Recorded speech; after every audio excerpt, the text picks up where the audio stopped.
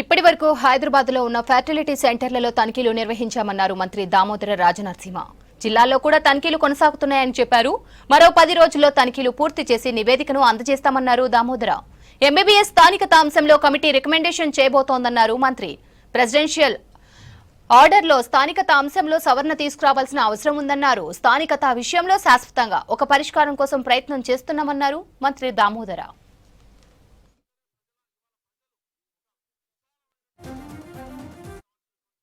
Start అయిపోయింది already. Hyderabad Rangareddy నెమ్మది will start we can expect another 10 days 15 days we can close it. అయిపోతుంది. ఇప్పుడు supreme court తీర్పిచ్చిన తర్వాత రాబోయే కాలానికి ఏ రకంగా ఒక పాలసీ నిర్ణయం తీసుకోవాలి, ప్రెసిడెన్షియల్ ఆర్డర్లో సవరణ తీసుకురావాలన్నా తీసుకొచ్చి ఏ రకంగా గవర్నమెంట్ ఆఫ్ ఇండియాని మనము ఏ అంశాలను పొందుపరిచి ఈ పాలసీ స్థానికత పైన మనం కోరుకుంటున్నది, మన స్థానికులను ఏ రకంగా కాపాడుకోవాలనే దానిపైన ఒక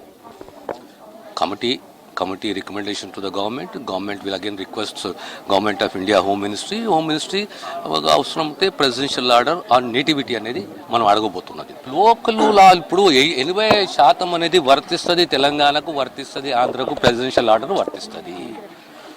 ఇప్పుడు 2014 2024 ఏపీ రీఆర్గనైజేషన్ యాక్ట్ వర్తించింది.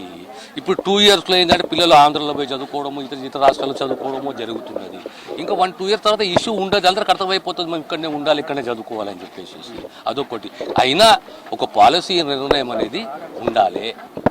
డెఫినేషను నేటివిటీది దానిపైన గవర్నమెంట్ ఆఫ్ ఇండియాకు మేము అడగాలి, ప్రెసిడెన్షియల్ ఆర్డర్లో సవరణ తీసుకురావాలి. ఇట్లా ఏ రకంగా మేలైన రీతిలో మా స్థానికులకు వాళ్ళ ఇంట్రెస్ట్ ప్రొటెక్ట్ చేస్తూ కాపాడుకుంటాం.